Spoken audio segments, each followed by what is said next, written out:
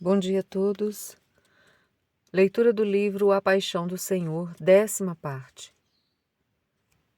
O Senhor permitiu que a pedra fundamental da igreja pecasse e fraquejasse, para ensinar que ninguém deve ter a presunção de confiar em si mesmo, pois mesmo um apóstolo cheio de privilégio de amor caiu. Tomemos como aviso o que diz São Paulo: portanto, quem pensa estar de pé, veja que não caia. Devemos aprender com o que aconteceu a Pedro, nunca duvidar de Deus, mesmo quando estamos perdidos, pois apesar do pecado ser enorme, graças às suas lágrimas e à sua penitência, voltou à amizade com Cristo. Foi confirmado como príncipe dos apóstolos, cabeça da igreja, pastor do rebanho de Cristo e depositário das chaves do reino dos céus. Comenta Santo Agostinho: atrevo-me a dizer que é proveitoso para os soberbos cair num pecado claro e evidente, pelo qual se vejam como são pecadores, pois já tinham pecado com a sua soberba. Pedro se viu mais pecador quando chorou a sua culpa do que quando presumia sua fidelidade. Outra razão fornece São Gregório. A misericórdia que o Senhor usou para aquele que seria pastor da igreja, para que aprendesse por si mesmo como devia compreender as fraquezas alheias e compadecer-se delas, foi grande e digna de ser sempre recordada. O Senhor olha para o seu amigo que o negou para salvá-lo e para dar-lhe a mão para que não se perca.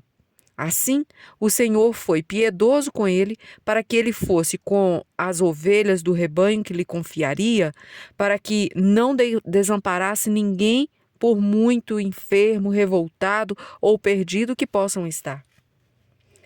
Cristo padeceu por amor aos homens.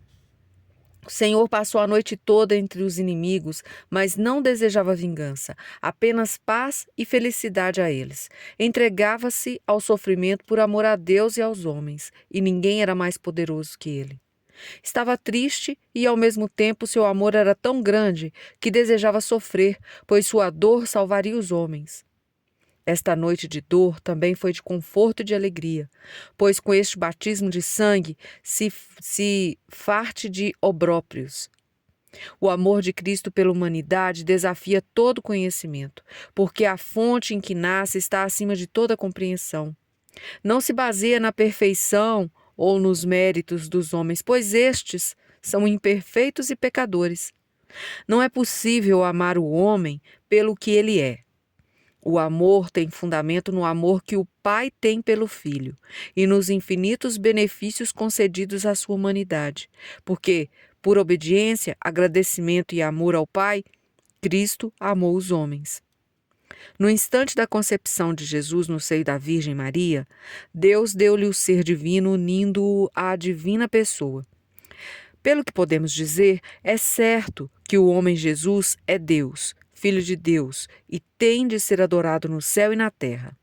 Este é um dom infinito, ser Deus. Deus concebeu a Jesus ser rei de toda a criação. Ele existe antes de todas as coisas, e todas as coisas subsistem nele. Ele é a cabeça do corpo da igreja. Ele é o princípio, o primogênito dentre os mortos, e por isso tem o primeiro lugar em todas as coisas. Enquanto Deus é igual ao Pai e ao Espírito, enquanto Deus é igual ao Pai e ao Espírito, enquanto homem é o primeiro entre todos e cabeça de todos. Todos nós recebemos da sua plenitude graça sobre graça. Não só porque a graça seja maior nele, mas porque é o santificador de todos os homens.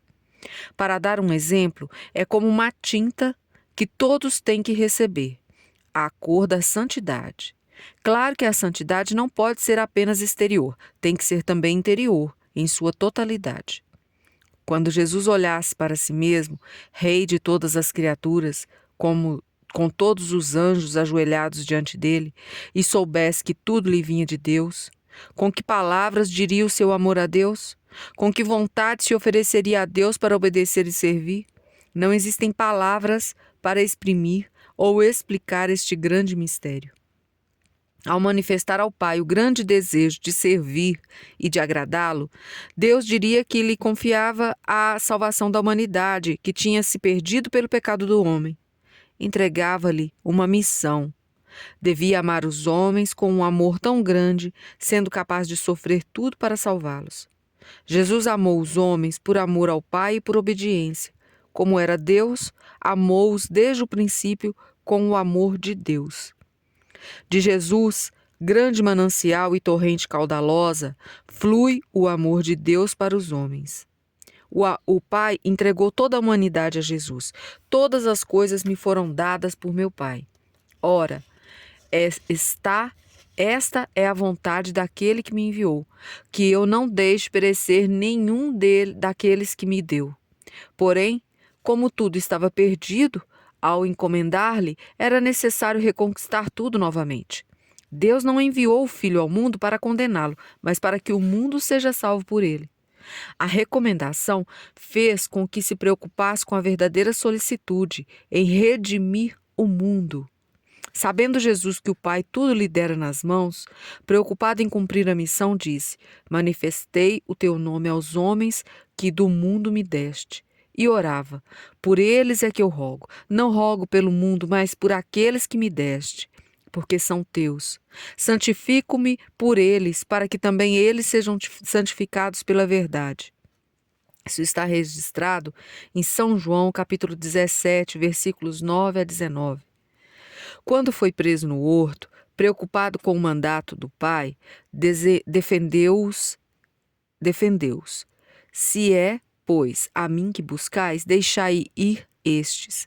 Assim se cumpriu a palavra que disse: Dos que me destes não perdi nenhum. Não perdeu nenhum por culpa própria. Entretanto, doeu a perdição de Judas, pois tinha rogado ao Pai também por ele. Conservei os que me deste, e nenhum deles se perdeu, exceto o filho da perdição, para que se cumprisse a Escritura. Desta mesma fonte nasceu também tudo o que convinha para o bem e felicidade do homem. Pouco antes da paixão disse: O mundo, porém, deve saber que amo o Pai e procedo como o Pai me ordenou. E padeceu na cruz, pelos homens. Era grande o desejo de cumprir a missão. Devo ser batizado num batismo, e quanto anseio até que se cumpra. Está registrado em São Lucas, capítulo 12, versículo 50. O batismo de sangue parecia que demorava uma eternidade, de tão grande que era o seu desejo. No domingo de Ramos, aceitou ser recebido com flores e aplaudido pelo povo, para que vissem a alegria do seu coração, a mesma alegria que subiria na cruz. O rei Davi exprimiu a força do amor de Jesus ao escrever: Exulta como um gigante a percorrer seu caminho. Sai de um extremo do céu e do outro termina seu curso. Nada se furta do seu calor. O amor divino saiu de Deus e voltou para Deus. Não amou o homem pelo homem, mas por Deus. Não há ninguém que possa escapar do seu calor nem fugir do seu amor, porque sua caridade é tão ardente que a força quase obriga os corações. O amor de Cristo nos constrange. O apóstolo Paulo tanto estimava este amor que, menosprezando a fome, a sede, a perseguição, a vida e a morte, dizia: Eu mesmo desejaria ser reprovado, separado de Cristo por amor de meus irmãos. O apóstolo André, diante da cruz que morreria, louvava e dizia para que se alegrarem com ele. Os exemplos levam-nos a desejar subir à cruz e encontrar o coração de Jesus. Grande parece ser o amor demonstrado por Paulo e André. Maior, infinitamente maior, é o amor de Jesus. Jacó deu uma grande prova de amor. 7 anos trabalhou para o seu sogro Labão, para poder casar-se com Raquel. Era tanto trabalho que de dia não descansava e de noite não dormia. Tinha a pele queimada pelo sol e pelo frio. Assim, Jacó serviu por Raquel 7 anos, que lhe pareceram dias. Tão grande era o amor que lhe tinha. Está registrado em Gênesis 29, versículo 20.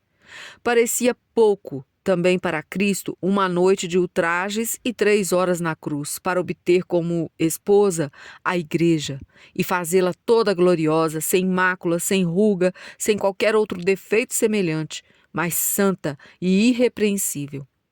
Sem dúvida, amou mais do que padeceu. O amor do seu coração foi maior que o sofrimento de suas feridas abertas. Deus mandou padecer por todos os homens, mas, se fosse por apenas um, da mesma maneira teria padecido. Assim, como esteve 3 horas na cruz, se fosse necessário, ficaria até o fim do mundo, pois seu amor era infinito. Foi tamanha prova de amor que surpreendeu a muitos. Foi escândalo para os judeus e loucura para os pagãos. A prova de amor que nos deu cega a todos no meio de tanta luz.